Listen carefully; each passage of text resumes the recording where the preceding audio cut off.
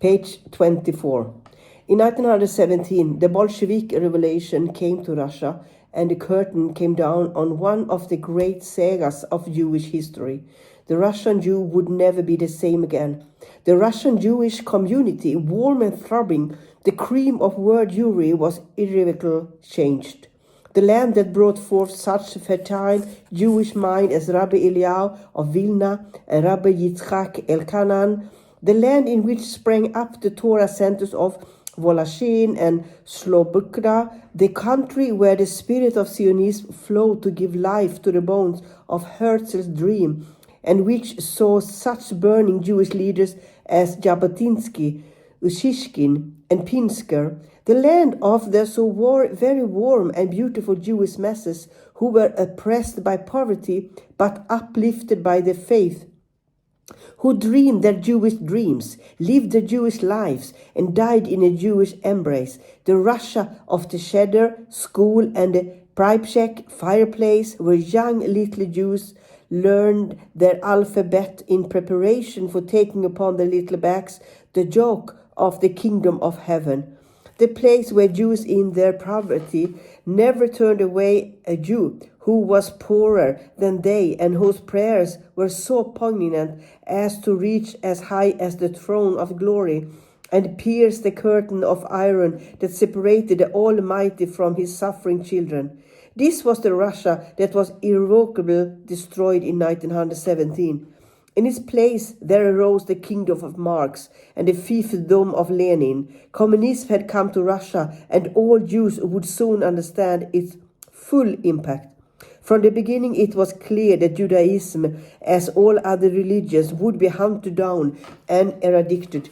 Communism was a jealous mistress and could tolerate no revals for the love and the soul of the one who she desired to master, and so, with a zeal that would have done justice to the church, the high and the low priests of the new faith searched out Judaism. Their finest tool proved to be the Yeveshkia, the Jewish wing of the Communist Party. It is not a new thing. There is no greater anti-Semite than the Jewish one, and none haters the Jewish people more than the Jewish traitor and apostate. No traditional Jew ever searched for leaven on the eve of the Passover as the communists sought out the tools of Judaism. Rabbis and teachers were arrested and sent to Siberia. The schools were closed and synagogues shut down to be converted to youth clubs. No religious books were permitted to be printed, and the great works of the Bible, the Talmud, and the Jewish commentaries were banned from the Russian press.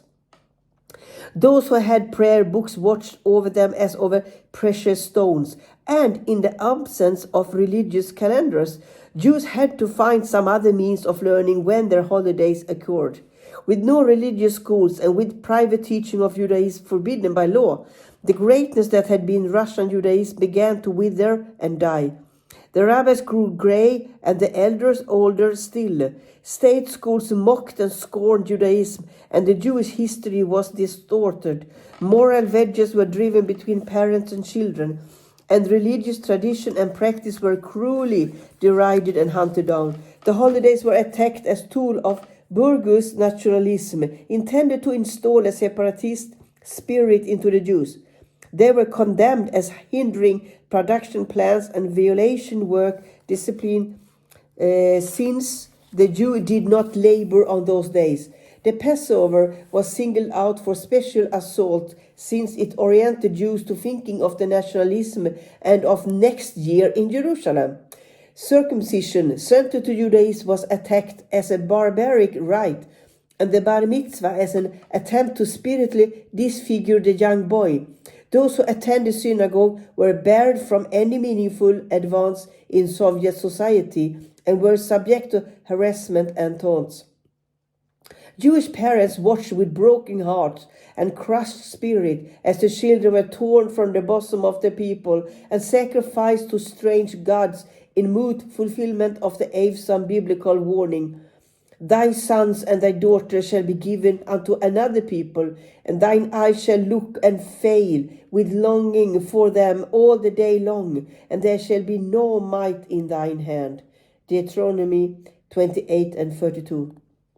No more poignant description of the Soviet Jewish agony can be found than the one given by Shlomo ben Israel, a Yiddish journalist who visited the Soviet Union some years ago and who wrote of what he saw on Shabbat in a Russian city.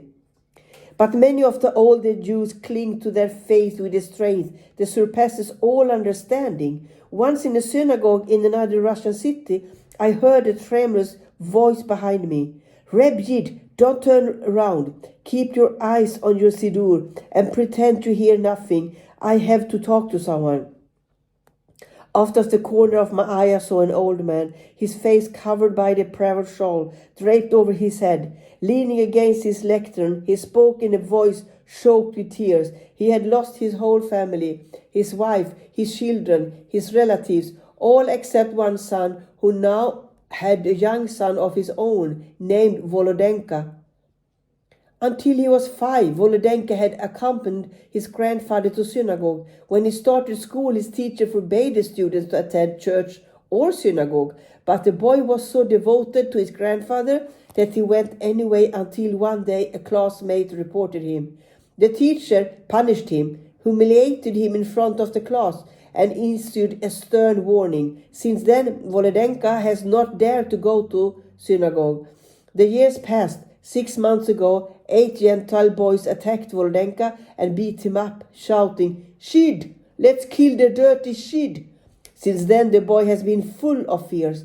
He clings to his grandfather and begs the old man to explain why he is Jewish and why the others hate him for it. The old man would have liked to teach his grandson Jewish history, Hebrew, and the Bible, but the boy's father would not permit it, afraid that if word get out, he might lose his job or worse. Soon Volodenka will be 13 years old, and the grandfather is desperate. "Volodenka," I said to him. The old man wept. "I'll give you anything you want. Just come to shul with me." But Volodenka won't do it. The lectern behind me shook with the old man's sobs. Suddenly he leaned forward. "I beg of you, dear friend," he whispered. "When you go back to the free word, don't hold your peace. Stir up the people. Turn the word upside down if you must. But help us, help me, so that my Volodenka will remain a Jew." Russia sketches published by American Jewish Committee. Who shook the word? Who turned it upside down? And who shared the agony of a grandfather for his Volodenka? Surely not the American Jew. And there were so many opportunities. In the decades that stretched from 1970, there were so many golden opportunities to force the Soviets to yield and to let our people go.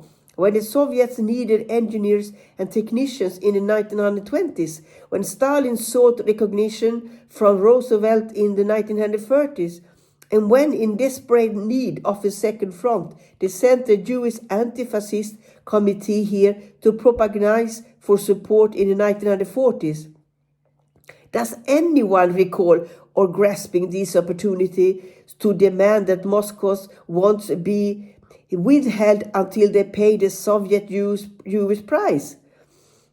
Can anyone remember street protests for Soviet Jews in all the decades from 1917 to 1963? Let the awesome truth be known. For nearly half a century, there was not one single solitary mass street protest for Soviet Jewry by the Jewish community of the United States. And we knew all that was happening. We knew that it was not only the Jewish faith that was being plowed under, but the Jewish national concept too. Our other peoples were oppressed within the USSR, but at least they were able to live in their own land. At least they were able to study in their national languages. At least they were able to study their individual Latvian or Ukrainian or Lithuanian cultures. At least they could delve into their own national history. The Jew was not granted even that. What every other minority was given, the Jew was denied. For Lenin had decreed that Jews were not a nationality. They had no territory in the USSR, they had no language or rooted peasant class. Lacking these absolute prerequisites, they failed to qualify as a separate national entity and they would have to assimilate. Those declared Lenin and Stalin, his heir, underscored the judgment by calling the Jews a nation on paper only. Forgotten was their common history and suffering. Overlooked was their common culture and common Hebrew and Yiddish language. The Jew was not a nation, and he would be assimilated. As a nation, he did not exist, and as a religion, he would not exist. There was only one other choice for the new Soviet Jew: disappear. We knew all this and watched all this and were silent. Already our sin is greater than we can bear. If by our silence with Hitler we allowed millions to lose their Jewish lives, by our failure to protest against the Soviet Union we have permitted millions to lose their Jewish souls. There is little doubt that if they opened the gates of the Soviet Union tomorrow and allowed all Jews to leave, the majority might very well stay. If so, each and every Jew, every single Volodenka who chooses to stay and cut his ties with his people is on our conscience. We created them all. By our silence for half a century, we gave the Soviet Union 50 years to assimilate, integrate, amalgamate, and dissolve these Jews. American Jewish leaders in the past would tell the community that they were conducting all manner of secret negotiations.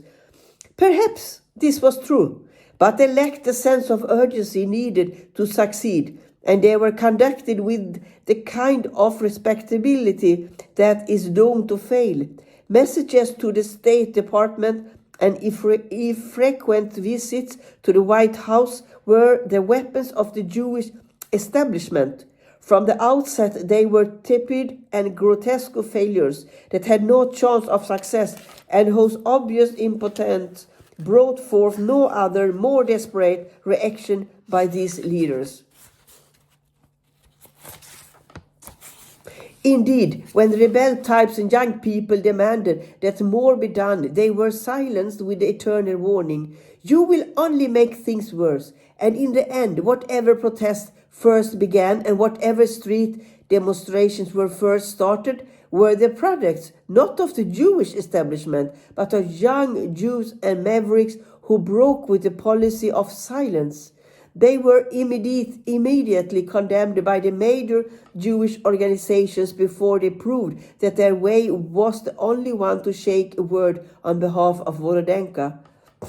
Today the danger to Soviet Jewry grows with every passing hour. For almost a score of years we have had the golden opportunity to do the militant and outrageous things needed to shake the world and the Soviets. From the death of Stalin in 1953, the USSR was governed by men and institutions that were weak and incapable of the authoritarian measures practiced by the Georgian dictator. These were years of rare opportunities, and we let so many of them go, and who knows what tomorrow can bring.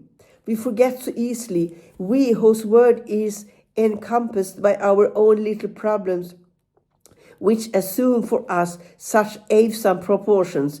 We forget so easily the final years of Stalin, the final nightmarish years of horror, the years when Stalin gathered together the last of the Jewish intellectuals, writers and poets and shot them, the years when he threw hundreds of Jews into prisons because they were cosmopolitans, the insane and deadly doctor's plot in which the dictator accused the Jewish doctors of plotting to kill him and other Soviet leaders.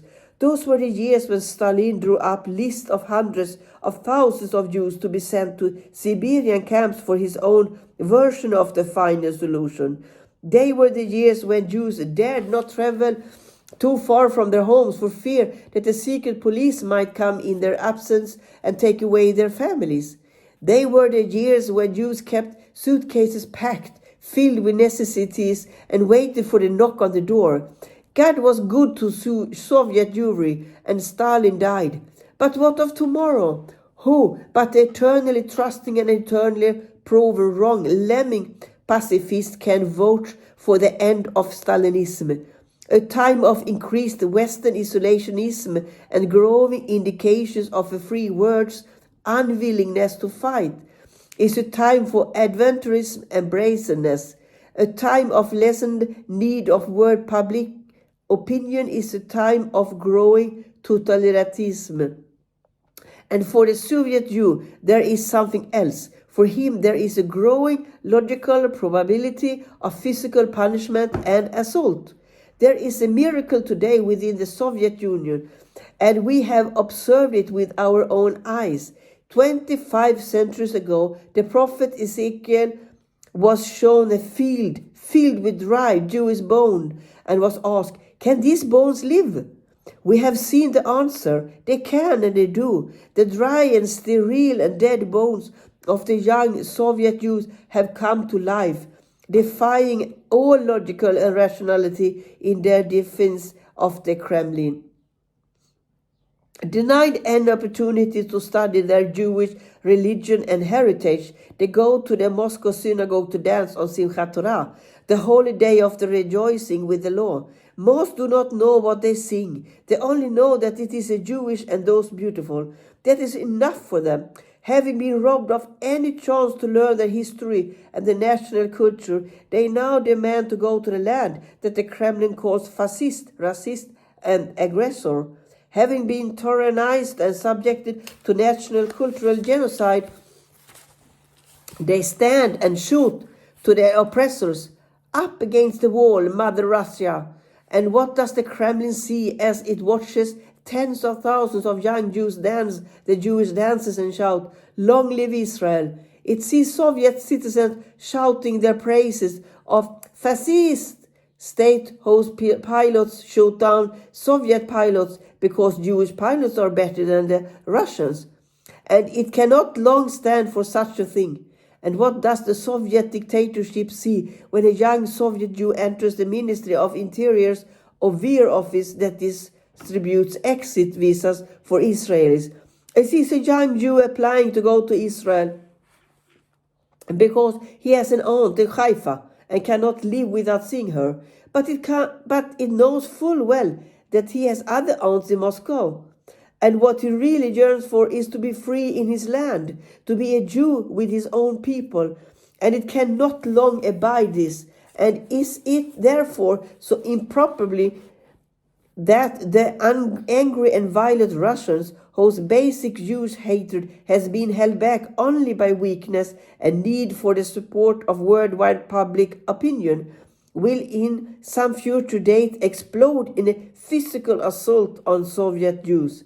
Is there one whose soul is so at peace with himself that he can assure us that this is not a distinct possibility? Indeed it is.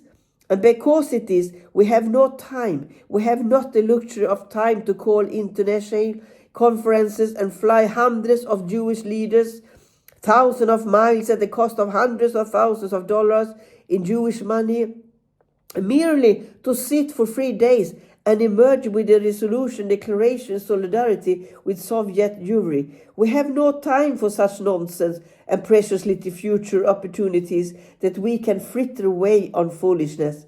There is a need for feeling the pain of the Soviet Jew. There is a need for feeling the essence of Ahavat Israel.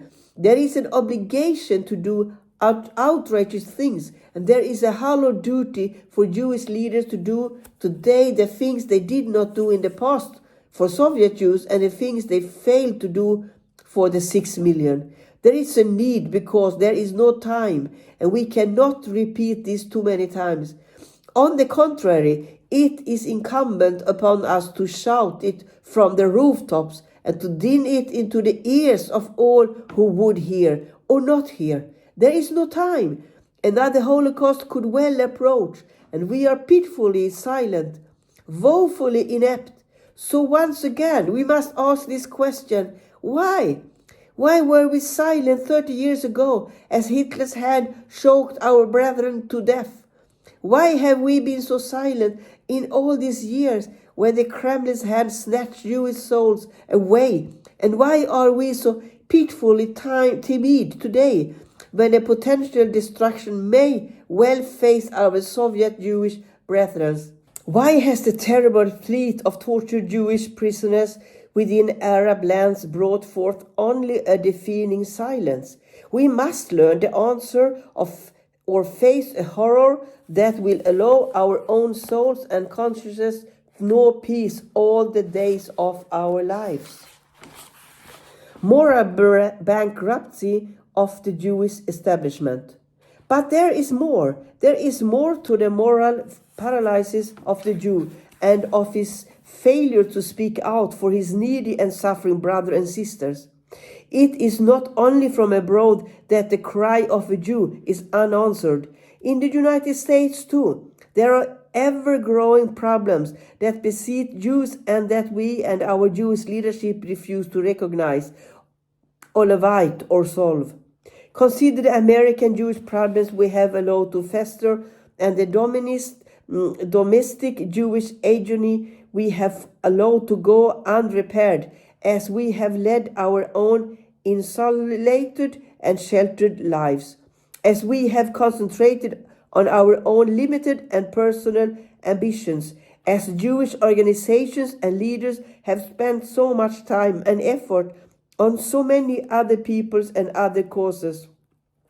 In the end, of course, the Jewish agony that we would rather avoid dealing with because it is not in our own neighborhood, or because it does not affect the ones we love, or because we would rather avoid making things worse, will indeed intensify, then become critical, and will in the end drag us all down together, the high and the mighty, the wealthy and the fortunate, those who have escaped the urban horrors, and those who have raised themselves from the muck of poverty. All will go under together with the Jews they refuse to help.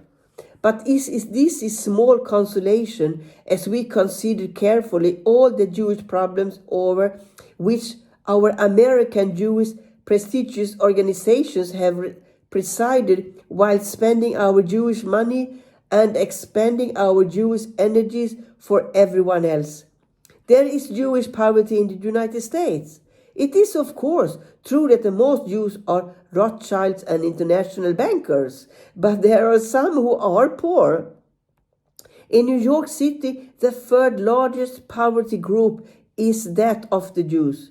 Tens of thousands of Jews live below the poverty standards set by government economic statisticians.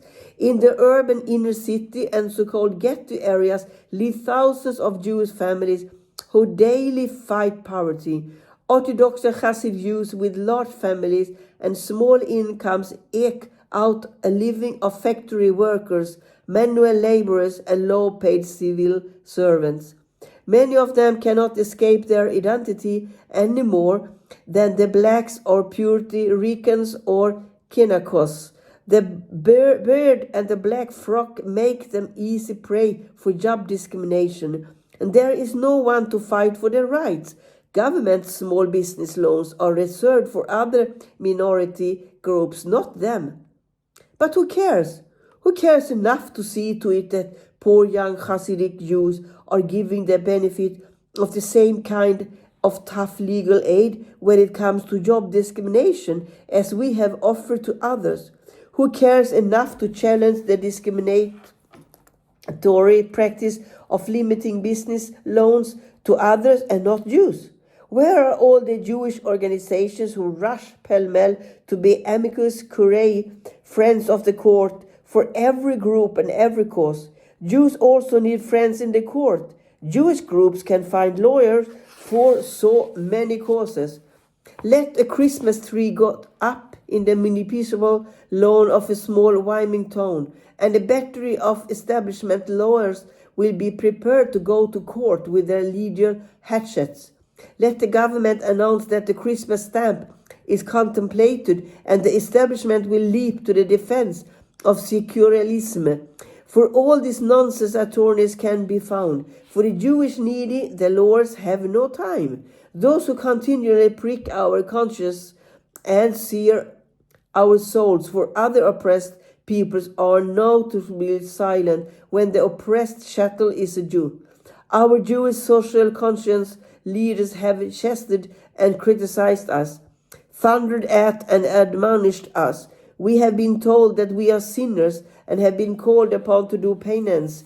Our transgressions against all the poor and the defenseless have been thrown up in our faces, and our obligations to blacks, Mexicans, Puerto Ricans, Eskimos, and Indians have been held up before us, lest we forget our Jewish organizations, and our rabbis never cease to thunder the 11th commandment, give a damn. And this is good. One should care. One should give a damn about the oppressed and the needy. But who will give a damn about the Jewish poor and the Jewish disadvantaged? Who will care about the poor Jews of Williamsburg or Crown Heights or Brownsville in New York City? The elderly and depressed of Mattapan, Dorchester in Boston, or the Fairfax area in Los Angeles? The forgotten poor of all the other major urban centers? The anti-poverty agency are dominated by non-Jews, and Jewish needs are arrogantly and blatantly disregarded. Anti-poverty funds have long since become a huge pork barrel that other minority groups have seized, and the Jews is prevented from sharing them in any meaningful degree. Anti-Semitism within these agencies is blatant and outrageous, with slurs and rhetoric, and not the least of the problem. Militants employed by these agencies have used physical violence against Jews within the poor neighborhoods and during elections for anti-poverty councils. There are thousands of Jews who live in the worst slum areas of the country. They are poor Jews, they are elderly Jews, they are frightened Jews, but above all they are forgotten Jews. They have been forgotten by our Jewish leaders and Jewish organizations who are too busy bleeding for others and castigating us for not caring about those others. Their plight is seldom thought about by their brethren in the split levels of America, and no symphony conductor or composer gives cocktail parties for them. One can find them in the bothers to look in some of the same low-income public housing projects that blacks inhabit. They sit in the prisons that press for apartments, old and frail and terrified. They wait to die.